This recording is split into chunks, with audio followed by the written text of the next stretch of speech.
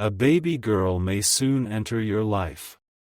And your soulmate is connected to this beautiful news. This isn't a coincidence that you seeing this right now. It was a phone call, late in the afternoon. He was driving home, the kind of slow traffic where you stop noticing the road.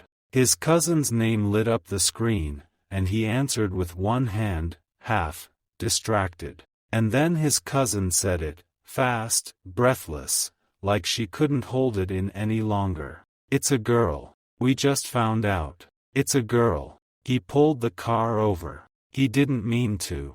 He just drifted into the shoulder of the road, put it in park, and sat there with the phone still pressed to his ear. His cousin was laughing through tears on the other end, telling him about the ultrasound, about the tiny hand they could see, about how she'd known the whole time. And he was nodding along, saying the right things. "That's amazing, I am so happy for you, oh my God."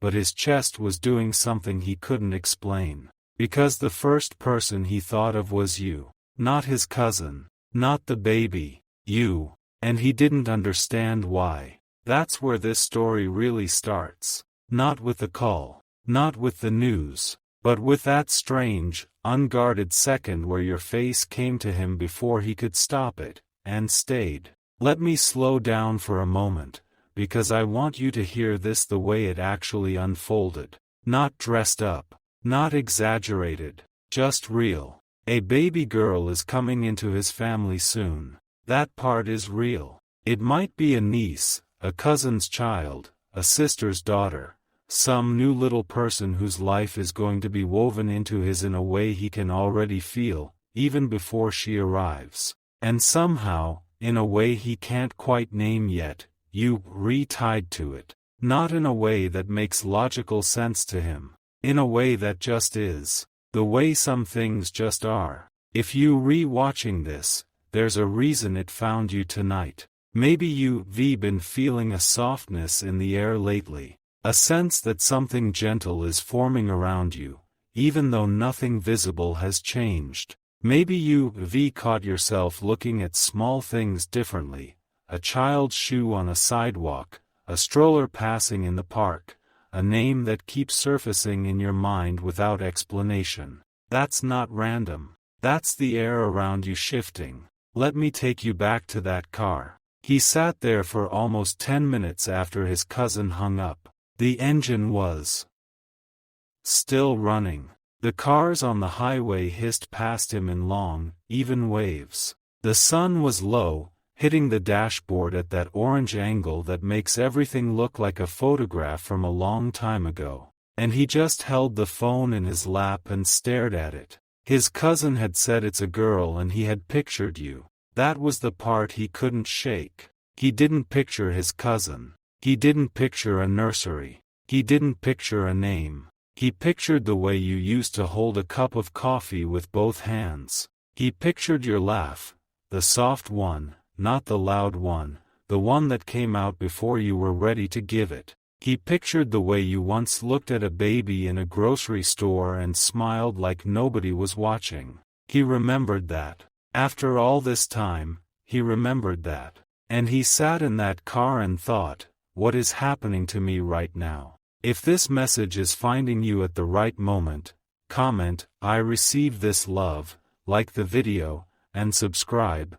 There's more coming for you. Now, I want to be careful here. Because I don't want to make this into something larger than what it is. He didn't have a vision. He didn't suddenly decide anything. He didn't speed home and write you a letter. He just put the car back in drive and kept going, the way people do when something has moved in them but they don't have the language for it yet. But something did move. And later that night, alone in his apartment, he found himself thinking about it again. He was making something simple to eat, pasta, I think, or something close to it, and the kitchen was quiet except for the sound of water boiling. And he stood there at the stove with a wooden spoon in his hand and thought, very quietly, why her? Why did I think of her? That's the intrusive thought I want you to hold on to. Because it's the kind of thought people don't usually let themselves finish. He didn't have an answer.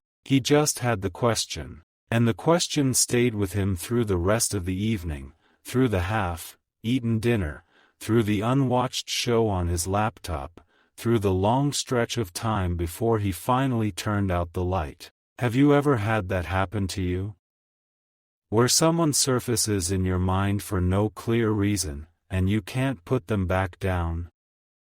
That's not random either. That's two people leaving fingerprints on each other's silence. His cousin sent him a photo around 11 p.m. It was the ultrasound. Black and white. Grainy. The tiny curl of a hand. Underneath sheet D written, "Say hi to your future favorite person." He looked at it for a long time. And here's the part that surprised him, the part he wasn't ready for. He started thinking about the kind of uncle he wanted to be, or whatever role this baby was going to give him. He started thinking about reading to her, about teaching her something, about the small, careful way you have to hold a person who can't hold themselves up yet. And then, without meaning to, he thought, "D want her to meet someone like you." That's the line that landed in him like a stone. Not "I D want her to meet you." He wasn't ready for that yet. He thought someone like you. But even that was enough to startle him. Because someone like you is a category that didn't exist in his head before. It's a way of measuring people that you only develop when one specific person has set the standard. He had set you as the standard without realizing it. That realization didn't hit him all at once. It crept in slowly, over the next few days, in the small between moments. While he was brushing his teeth. While he was waiting for an elevator. While he was driving past a place you used to go together and pretending he didn't notice. The pretending was the giveaway. You don't pretend not to notice things that don't matter. Now, I want to tell you about what happened a few days after the phone call. Because the story didn't stop there. It opened up in a way he couldn't have predicted. He went over to his cousin's place that weekend. She asked him to come help her move some furniture. She was rearranging the room that was going to be the nursery. He showed up around noon with coffee for both of them, and they spent an hour pushing a dresser into a corner and arguing gently about where the crib should go. And then she said, casually, while taping up an empty box, "You know who I keep thinking about, with all this happening?" He glanced up. She said your name. She said it the way people say names when they assume the other person already understands. No drama. No setup. Just your name. Dropped into the conversation like she was naming a feeling. He froze for half a second. Just half. But she saw it. She didn't push, though. She just kept taping the box. She said, "I always thought she'd be a good aunt to this baby. Or something like one. I don't know. I just keep thinking about her." He didn't say anything for a moment. Then he said, quietly, "Yeah. Me too." And his cousin looked at him over the top of the box with that careful, sisterly look people give when they've been waiting for permission to ask the real question, and then she didn't ask it. She just nodded, and went back to taping. But the silence between them after that wasn't empty. It was full. This is the part most people miss, that the deepest conversations sometimes happen in the things people don't say. His cousin didn't push him to call you. She didn't tell him what to do. She just planted your name back in the center of his life, gently, and let him sit with it. And he sat with it. For the rest of the afternoon, while they unpacked baby clothes someone had given her too early, tiny socks the size of his thumb, a soft yellow blanket, a stuffed elephant with one missing eye, he kept finding himself somewhere else in his head. Not absent, just elsewhere, thinking about you in the corners of every small object. He picked up the elephant at one point, held it for a second longer than he meant to. "You don't need to force this. Just feel it. The truth is, something is being prepared. Not in a dramatic way. In a quiet, almost ordinary way. A new life is coming into his family, and that new life is opening a door inside him he had been keeping shut. A door labeled future. A door labeled who do I want next to me when these moments start happening. And every time he opens that door, you standing on the other side of it. He doesn't know what to do with that yet. But he knows it's true. Let me tell you something gentle. Because I think you need to hear it tonight. You have been carrying this connection in a quiet way for a long time. You've been doing the slow work of being yourself in the silence, of staying open without grasping, of feeling things without forcing them. That's not nothing. That's the kind of presence that imprints on people. That's the kind of presence that makes someone hear about a baby being a girl and think of you before anything else. You weren't supposed to know that. He never told you. Maybe he never will, in those exact words. But it happened. And you've been feeling the echo of it without understanding what you were feeling. Have you felt strangely soft this week? Strangely tender? Like your heart was making room for something it can't see yet?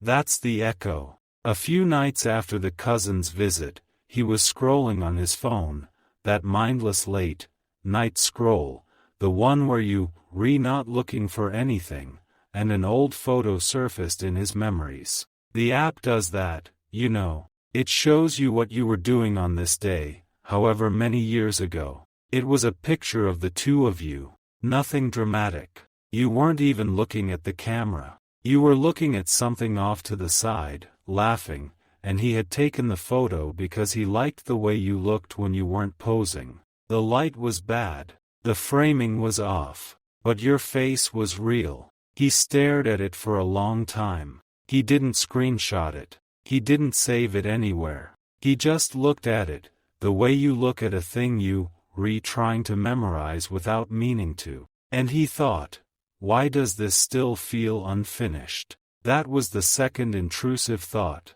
the one that snuck up on him. Because unfinished implies there's more to do, implies there's more to say, implies that something was paused, not ended. He didn't text you that night. He didn't reach out. He didn't do anything visible. But he turned off his phone with that thought sitting on top of his chest, and he fell asleep with it still there, and he woke up with it in the morning. Why does this still feel unfinished? That question doesn't go away once it forms. It just gets louder, slowly, until something has to answer it. I want to be honest with you about where he is right now. He's not in a place of grand decisions. He's not packing a bag and showing up at your door. That's the movie version, and life doesn't usually do the movie version. Life does the slow version. The version where someone sits with a question for weeks before they finally do something about it. But he is in motion. Internally, he is becoming someone who is starting to see what he had. Not in a wave of regret. Regret is too sharp, too loud. And that's not what this is.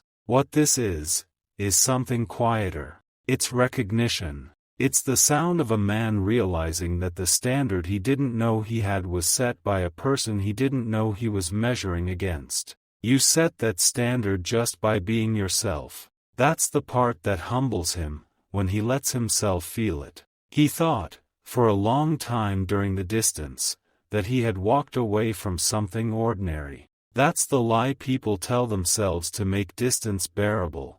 It was nice but it wasn't special. But ordinary doesn't make someone think of you when they hear a baby is coming. Ordinary doesn't make someone pull the car over. Ordinary doesn't make a cousin say your name without being asked. You weren't ordinary. He's beginning to understand that. And the understanding is settling into him slowly, the way understanding actually settles. Not in one big realization, but in dozens of small ones, layered over weeks, until one day he'll look up and realize he's been thinking about you every day for longer than he can remember. I think that day is closer than he knows. Now, I want to come back to the baby. Because that part is real too. A little girl is on her way into his family, and her arrival is going to reshape him in ways he can't predict. Babies do that. They strip people down. They make grown men sit on the floor and feel things they haven't felt in years. They make people honest. And when she arrives, when he holds her for the first time, there will be a moment where he's standing in a room full of his family, and he'll look down at this tiny new person, and he'll think of you again. Not because he's trying to, because he can't help it, because some part of him has already decided, without telling the rest of him, that you are woven into the picture of the life he wants. If you've felt this shift too, you already understand. He may not say it out loud right away. He may not reach for his phone the second it happens, but the moment will mark him, and from that moment forward, the pull toward you will stop being a question and start being a direction. That's how these things work. Quietly. Then all at once. I want to share something with you before we land this. There's a verse that came to me while I was sitting with all of this. From Ecclesiastes, to everything there is a season, and a time to every purpose under the heaven. I don't bring it up to make this religious. I bring it up because it's true in a way that doesn't need a religion to be true. There are seasons, and the season you've been in, the quiet, waiting one,